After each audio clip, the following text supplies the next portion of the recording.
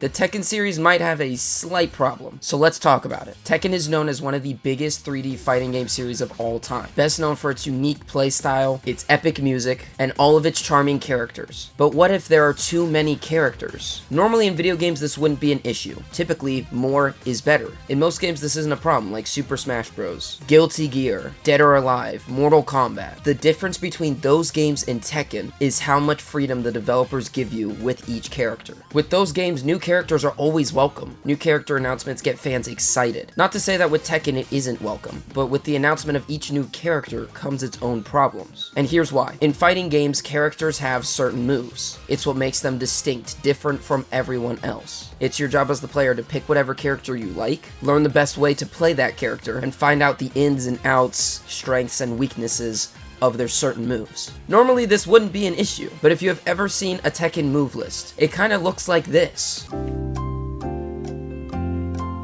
No, it's not done.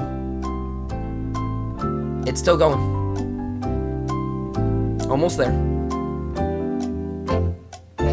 There we go. So now you see where the problem is. With each character comes their unique moves, different combinations that you can pull off during a fight. But I feel like with Tekken, this is where too much good can become bad. Freedom in video games is great. It lets your playstyle be unique, different from everybody else's. It's what can really make a game shine. But sometimes too much freedom can be a bad thing. Obviously, it depends on the game and the player. And this is where the number of characters comes in. With so many characters comes so much more you have to learn as a player. Now, I'm not saying that's a bad thing. Learning is great. So real quick, I want to take a look at the Tekken game's character rosters and how many characters each one had. So for the first Tekken game, there were only 8 base characters. If you wanted to just hop in and play around, these were the 8 that you could choose from. But if you did the arcade mode enough times, you could unlock more characters to play with, just like in any other fighting game. The first Tekken game had 9 unlockable characters and a special skin for Kazuya, which gives you a total of 17 playable characters. In Tekken 2, we got 23 playable fighters. So we got a few more added to the cast. That's pretty good. With Tekken 3, we had it dialed back a little bit to 21 characters. Still not bad. It's a little bit of an odd approach since games don't normally do this. Tekken 4 actually had less characters to play as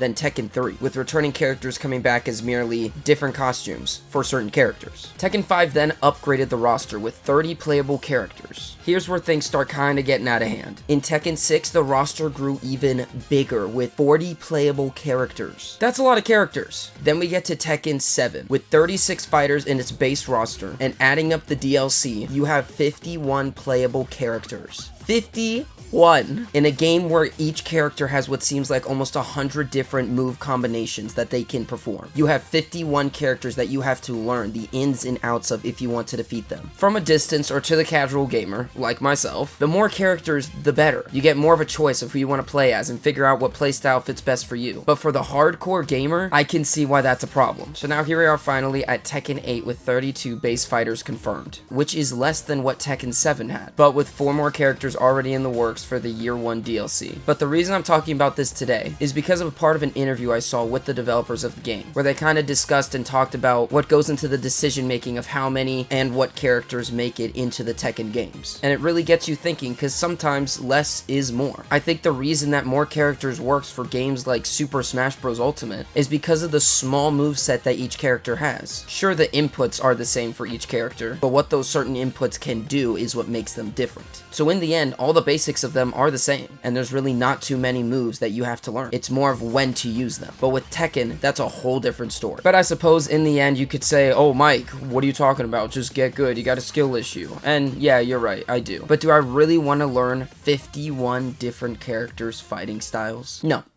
But that is it for this video, guys. Thank you so much for watching. I want to hear your thoughts on this subject. Would you prefer more characters? Or do you also agree that sometimes less is more? Either way, let me know in the comments down below what you think, and I will see you next time.